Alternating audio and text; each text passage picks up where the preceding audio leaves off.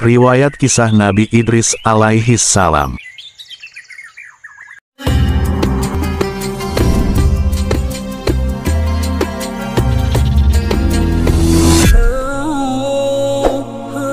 Makna dari keturunan Adam adalah Nabi Idris alaihi salam. Dalam surat Maryam ayat 58, diurutkan tentang silsilah keturunannya. Dan Nabi Idris termasuk keturunan Nabi Adam, yang tidak bersama Nabi Nuh dalam perahu. Berarti, Nabi Idris urutannya sebelum Nabi Nuh alaihi salam. Imam An-Nawawi berkata, perkataan Nabi Idris, "Selamat datang saudara yang saleh," dan Nabi yang saleh, tidak menghalangi bahwa keberadaan Nabi Idris alaihi salam sebagai bapak Nabi kita, yakni Muhammad Shallallahu alaihi wasallam. Sebab perkataan saudara yang soleh mengandung pengertian bahwa itu sebagai bahasa lembut dan beradab, di mana memakai lafaz saudara, sekalipun ia anak laki-lakinya. Karena para nabi semuanya bersaudara, demikian juga orang-orang mukmin semuanya bersaudara. Syarh Muslim, Bab 2 nomor 220. Adapun ulama yang lain, seperti Al-Qurtubi, Muhammad bin Abdul Wahab, Ibnu Utsaimin, dan lainnya menyatakan, bahwa Nabi Idris itu hidup sesudah Nabi Nuh alaihi salam. Mereka beralasan, pertama, perkataan manusia kepada Nabi Nuh alaihi salam di saat meminta syafaat, "Wahai Nuh, engkau adalah rasul pertama yang Allah utus untuk penduduk bumi." Di sini telah jelas bahwa tidak ada rasul sebelum Nabi Nuh.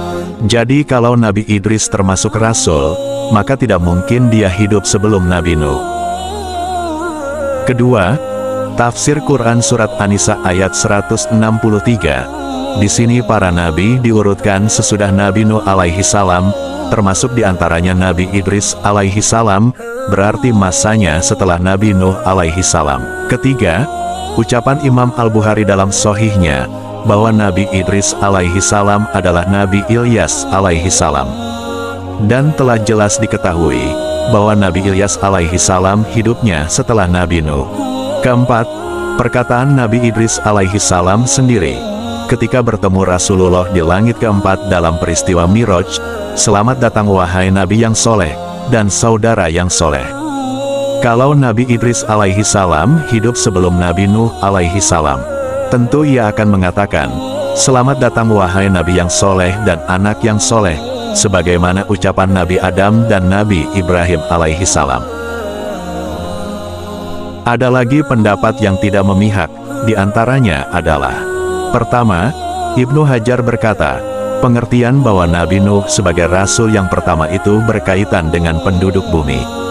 Sebab, di zaman Nabi Adam tidak ada penghuni di bumi ini melainkan keluarganya saja. Jadi, kerasulan Nabi Adam ibarat pendidikan untuk anak-anaknya. Juga mengandung pengertian bahwa kerasulan Nabi Nuh itu untuk anak-anaknya, dan selainnya yang sudah menyebar di beberapa daerah.